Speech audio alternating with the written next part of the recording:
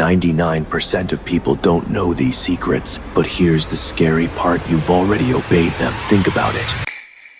Have you ever said yes to something, even when deep down you wanted to say no? Maybe you agreed to help someone when you were exhausted. Maybe you bought something you didn't need, or stayed quiet in a moment you should have spoken up. That wasn't weakness, that was influence. Someone used the exact secrets you're about to learn to guide your decisions without you even realizing it. And in the next few minutes, I'll show you how to see it, how to defend against it, and how to use it yourself to make others obey effortlessly. Obedience does not begin with shouting, threats, or pressure. It begins with something far more subtle: trust. The people who control others the most effectively don't demand obedience. They invite it by creating the perfect emotional state in the other person. Here's the truth most people miss. People don't follow your words. They follow the feeling your presence gives them. That feeling is a blend of three things. They feel seen, like you understand them without them explaining. They feel safe, like they won't be judged, attacked, or rejected. And strangely, they feel small, not in a bad way, but like they're in the presence of someone who knows more, who leads better, who guides effortlessly. When all three are present, seen, safe, and small, the mind naturally lets its guard down. Defenses drop. Resistance weakens. The brain says, I trust this. And that's when obedience becomes automatic. Not because they were forced, but because, deep down, they feel it's the right thing to do. That's the first trigger. And once it's activated, the rest is easy. The second secret to making people obey is in your words. But not just what you say, how you repeat it. This is called looped language.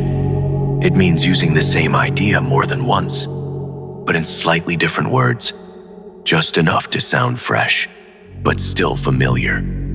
You've heard phrases like, you probably already know this. You've seen how this works. Most people agree with this.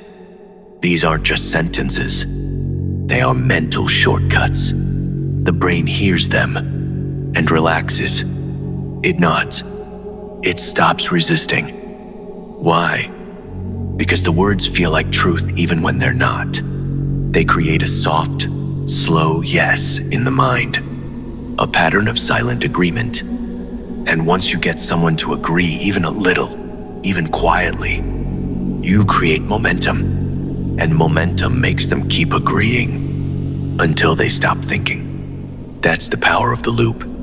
It feels like understanding, but underneath, it's silent obedience. And by the time they realize what happened, they've already followed your lead.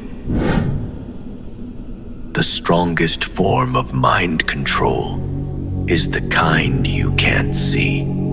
It doesn't come from orders or commands. It comes from influence that feels natural. This is called the invisible frame. You don't tell people what to do. You make them feel like they chose it themselves. That's the secret. If you want someone to obey you, don't give them options. Give them a direction, a clear path, one that feels safe, smart, and self-chosen. You don't force their hand. You guide their mind. You shape the room, the tone, the timing, so their decision seems like their own idea. And here's the twist. People don't resist what they believe they created. They protect it. They stand by it, even if it's a trap. That's how obedience becomes invisible. They follow you completely, while thinking they're leading themselves. You've now seen how obedience works, how to unlock it, how to use it. But here's the part no one tells you. Every time you use these secrets, you change. Influence isn't a skill. It's not a clever trick or harmless tool. It's a weapon, and weapons reshape the one who wields them. The more you use this power, the more your perception shifts. You stop seeing people as individuals. You start seeing them as patterns, as responses, as pieces. Their choices become predictable. Their fears become tools. And their emotions become doors you know how to open. You begin to feel control, and control feels good. But comfort with power can become addiction. And that's the cost. You gain influence, but you start to lose something deeper. Empathy fades. Connection weakens. The world turns into a game board. And people, just pieces you move to win. Most never notice when this shift happens. It's quiet. It's gradual. And by the time you feel it, it's already inside you. So here's the final truth. Be careful. Be sharp with your power. Be intentional with your influence. Because the deeper you go into control, the more you must ask, who am I becoming? It is a psychological technique based on the idea that people trust those who feel familiar to them. It's not about being louder or more dominant, but about creating a sense of comfort and connection. When you mirror someone, you align yourself with their behavior, tone, energy, and presence. If they speak softly, you soften your voice. If they lean forward, you mirror that posture. It's about syncing up with their rhythm, emotions, and comfort zone, rather than copying them. Mirroring is powerful because it creates a subconscious bond. When someone feels like you're in sync with them, their brain sends a signal. This person is like me. This person is safe. And safety leads to trust. Once trust is established, it removes the usual defenses and barriers people put up. They stop questioning your intentions and become more open to what you're saying. This is the foundation of influence. The real strength of the mirror trick lies in its ability to build rapport and create a connection without words.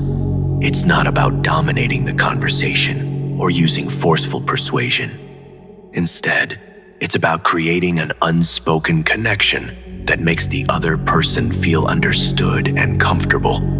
Trust is gained effortlessly, and once trust is there, you don't need to push. The person naturally starts following your lead, not because of any logic or reasoning, but because they feel safe and comfortable with you. In essence, the mirror trick helps you connect on a deeper level with others, allowing you to influence them without resistance. It's a subtle, powerful way to guide interactions and establish trust. These secrets work. They're not theories. They're not stories. They're tools used every single day by leaders, marketers, manipulators, and now you. You've seen behind the curtain. Now the question is simple. Will you use them? Or will you protect yourself from them? Either way, you've stepped into the dark psyche valley. And once you're in, there's no unseeing what's been revealed. So if your mind was moved today, subscribe to dive deeper. We go where others won't. We expose what others hide. And in the comments, answer this. Would you use these secrets or defend against them? I'll be watching what you say.